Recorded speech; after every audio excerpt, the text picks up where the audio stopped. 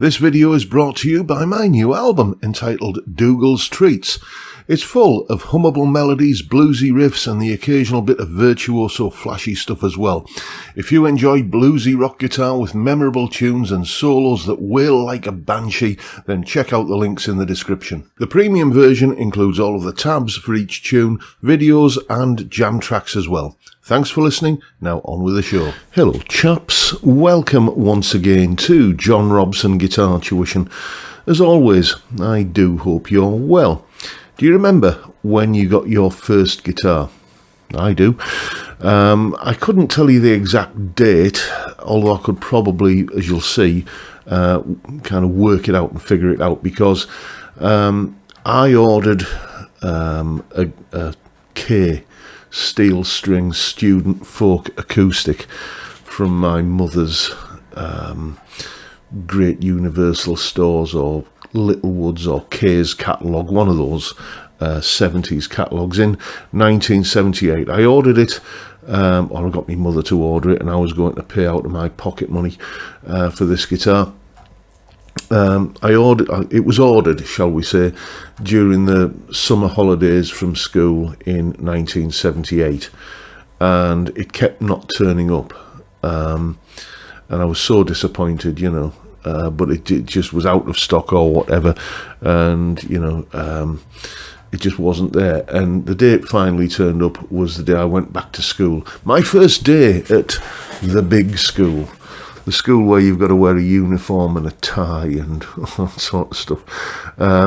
In September 1978. So I could probably look back and see what that actual date was. But I remember coming home from school and the guitar was there, and the little record and kind of instructional book that came with it, and a set of pitch pipes, and that kind of, you know, that set me on the path to where I am today, essentially. Now the thing is, when you're a beginner, it is difficult, you know, especially if you're learning on a K steel string student folk acoustic like I was, with an action like a hard-boiled egg slicer and steel strings.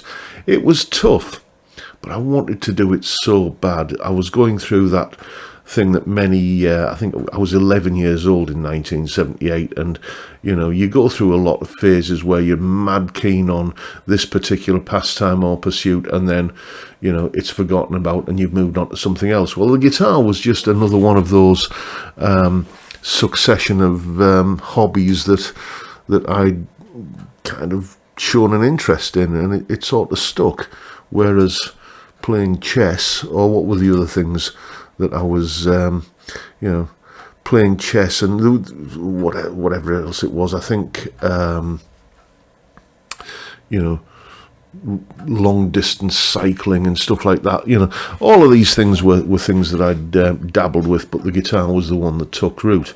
And it was tough, it was difficult. Your fingers, or my fingers, hurt until you got the calluses on the end, and you know, getting you know, your fingers to cooperate and do the chord change. Not only do the chord changes, but do it on time, so you don't end up you know, with those awful amateurish gaps between chords. But there was no choice. If you wanted to do this, there was absolutely no alternative but to keep plugging away. And then eventually you learn some chords, you know, and you can play some songs. And, you know, luckily for me, the songs I wanted to learn to play were all kind of 3-chord A, D, E types of songs anyway, because I was massively into that whole 50s rock and roll nostalgia thing that was going on back then. You know, it was just, everybody thinks of the late 70s as being disco and punk, but there was this massive 50s revivalist thing going on as well, which was, you know, I was massively into. So, you know, if I could play Hound Dog, or, you know, That'll Be the Day, or, you know, any of those songs, that would do me, thank you very much. And, you know, learning 3 chords. And then, you know, you come across a song like That'll Be the Day that has like an extra chord or two in it, and you want to learn those. So you kind of push on a little bit further and learn that chord. And you get to a point where, you know, I've got a comfort zone now. I can retreat into that comfort zone. I can play things that sound like the record. I can play along with the record. And, when your friends or your family are there and they see the guitar and say, oh, can you play something then? And you can. Speaking as somebody that had never excelled at anything when I was a kid, suddenly the ability to get that approval, that look of approval from your friends and family, that's, it felt good, basically. And then you reach a bit of a plateau. I think my first one is the same one that many people encounter, which when you've got to start playing bar chords, because there's a song you really want to learn that's got an F chord in it. And as I say, the guitar I was learning on wasn't the most accommodating for those sort of things. I think by then I'd probably moved on to my first electric, which wasn't a great guitar. It wasn't a great guitar. It was a Woolworths Top 20. I think they're also marketed under the Tesco. Is it Tesco? Not Tesco. T-Sco. I'm not sure how it's pronounced, but that brand. But the one thing it did have was a relatively low, comfortable action. So, I could start to make some headway on bar chords. But it was a struggle. And the temptation was always to retreat back into that sort of comfort zone of A, D, E, G. I think I'd learned, that G, E minor, C, D, Stand By Me chord sequence, and I realised there were plenty of songs you could play on that. But something just kept driving me on to, I've got to get this bar chord, I've got to get this F chord. There's one guy I was at school with, and I've actually sort of reconnected with him since. You know who you are. Yes, we have regular Zoom chats, don't we? And he was just a few stages ahead of me in terms of guitar playing, and I sort of looked up to him and I wanted to kind of get to that sort of level that he was at. And that's what kind of got me past that bar chord blockage. But you do find these things, where you reach a plateau and it doesn't seem to matter how much effort you put in, you're not kind of climbing to the next rung of the ladder. I was in a band, how long ago was it now? It's over 10 years ago, but then again, everything is over 10 years ago when you get to my age. With a singer who basically was roughly the same age as me, so let's say we were both in our 40s at the time, and this person couldn't play bar chords. They'd been playing since they were an adolescent, like I had, but they'd kind of reached that bar chord plateau, and then discovered one of these things, and that was their ticket to never have to learn to play a bar chord. It's not true. There are plenty of songs where you do use a capo and you still have to employ the occasional bar chord. So there's an example of somebody who hit that plateau and never got past it. The same with many people for learning the fretboard, learning different scale positions when they're playing lead. It's like, well, yeah, I can do a little bit and that'll do for me, and that's fair. And if that's you, that's fine. All I'm saying is that if you are interested in progressing and getting past any kind of new technique that is a little bit uncomfortable, a little bit alien to you, just cast your mind back to when you were a beginner and you had no comfort zone to retreat into, when your fingers hurt and when that chord change from a G to a C felt like the most difficult thing that was ever attempted, but you pressed on and you got there. I'm guilty of a double standard myself, that the one particular technique that I've always struggled with, and you'll notice in any of my solos that you see on this channel, whenever I'm playing anything fast, it's always using hammer-ons and pull-offs, okay, because I've always had a little bit of a blockage about picking.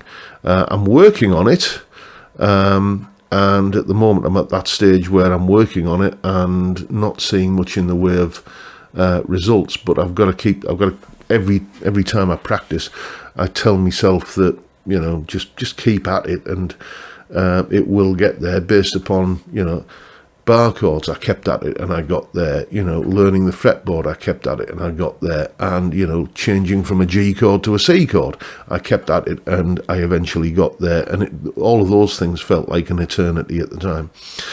I think the important thing to do is to make a distinction between practice and performance. However you structure your practice routine, or however you structure your guitar time, I'm fortunate because, you know, this is a full-time job for me. I can play guitar all day, every day, and I do.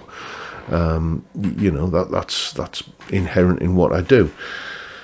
But for many people, you know, they've got a 9 to 5, and, you know, then they've got family commitments and what have you, and they come home and they get that precious half hour, 40 minutes with the guitar, and that's their special time, and they want to make the most of it. And the one thing they don't want to do with that particular time is to turn it into a slog, to turn it into hard work. So that basically means that you retreat into that comfort zone of playing things that feel familiar and you can do, and then, you know, you get disheartened because you feel like you're in a rut and you're not moving forward. So then you've got, well, I don't want it to be hard work, but I don't want to just play the same stuff, boring stuff that I'm doing at the moment.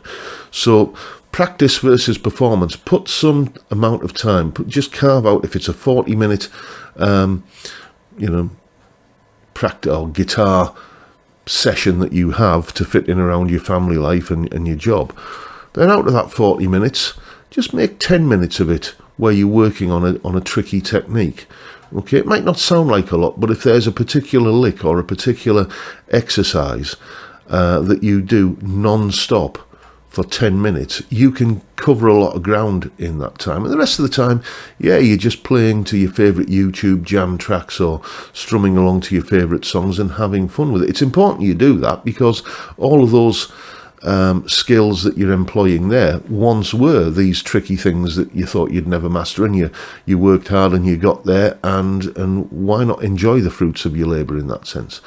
But, you know, devote a little bit of time to, you know, kind of pushing the envelope a little bit, reaching beyond where your comfort zone is. It's the only way you're going to expand it. And, you know, try and take some joy in that. Try and find some pleasure in that. You know, set yourself small, incremental but achievable goals, like a particular thing where you might be practicing into a metronome, which I recommend that you do anyway. You know, if you just can't seem to get towards that target speed of 120, let's say, beats per minute, then, you know, maybe you can get it from, you know, 90 beats per minute to 100 beats per minute, and you feel like you've kind of got there, that the finishing line is just that little bit closer, as it were, and you can, you know, give yourself a little bit of a pat on the back, you know, kind of have that. In my case, this is my own motivation, you understand, have that cold can of beer ready waiting there for when you hit that desired metronome speed, that the target, the small, incremental but achievable target that you set for the day. And, you know, try not to keep, you know, looking up at the horizon, because you'll trip over your own toes. Excuse the slightly idiotic metaphor there, but you know what I'm saying, kind of just inch yourself there gradually. Above all else, keep the beginner spirit alive. When you were a beginner, you had no choice but to grind away and work at it, and the fact that you got beyond that meant, well, it demonstrably you found some joy, some enjoyment, some pleasure in that process. It may have felt like a slog back then, but it was enjoyable in some way. Try and rekindle that spirit if you're feeling a little bit jaded and you don't feel like you've got the motivation to put the work in to master that new thing, whatever it is that you're doing. That's just a little thing that's been on my mind recently. I've had conversations like this with a few of my students over the years, and it's a familiar topic that I find myself returning to time and time again. Rekindle that beginner spirit when the thrill of doing it was still fresh and new. And that's the secret to progress. And I hope you found that useful. That is just me getting that off my chest for today. Hope you've enjoyed my little rambling today, and if that's the case, please hit the subscribe button and the notification bell if you haven't already done so. Why not drop me a like as well while you're at it? And don't forget the live stream every Friday, 5 PM UK time. We drink beer and we talk. That's it. That's all we do. But it's a great way to kick off the weekend, and I'd love to see you there if you can make it. But for now, I'll bid you all a good day and say thank you so much for watching. Thank you for your time. Look after yourselves, folks. Stay well, stay safe, and above all, stay sane. Bye for now.